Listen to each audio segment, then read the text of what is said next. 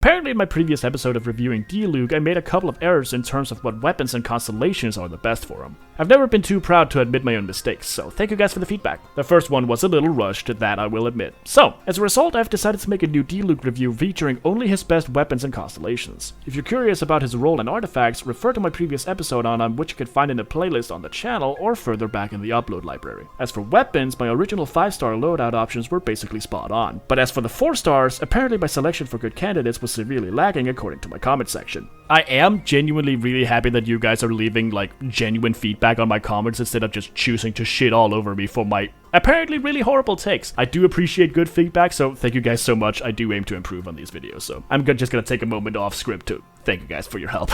Serpent Spine is still Diluc's overall best and most consistent 4-star option, and Blackcliff Slasher gives a very solid crit damage and attack boost, especially at R5. But Royal Greatsword is all around not that good and super inconsistent. While the crit rate buff is incredibly strong, it resetting every time you crit makes the resulting damage vary wildly and thus makes the wielder's damage output wildly unpredictable. If you want a regular DPS build but don't have any of his better 5-star options, Blackcliff and especially Serpent Spine will do just fine. The latter especially if you can avoid taking damage either by shielding or being a god at dodging attacks. If you're going for a Gilded Dreams Virgin build, Rain Slasher and Mailed Flower also give EM buffs with their bonus effects, and Flower even increases both attack and EM by 12% and 48 points respectively. So, y'all decide which one you'd rather use. As for his constellations, C4 is apparently not that great since the buffs tend to run out before you can maximize combo output, and communally, C1 and C2 are much more sought after. That being said, I will still vouch for C6 removing Searing Onslaught's interruption of the regular attack combo. That shit is a luxury and I will die on that hill. You can argue for or against this being a good thing, but I absolutely love it personally, and I will defend this as a quality of life improvement overall.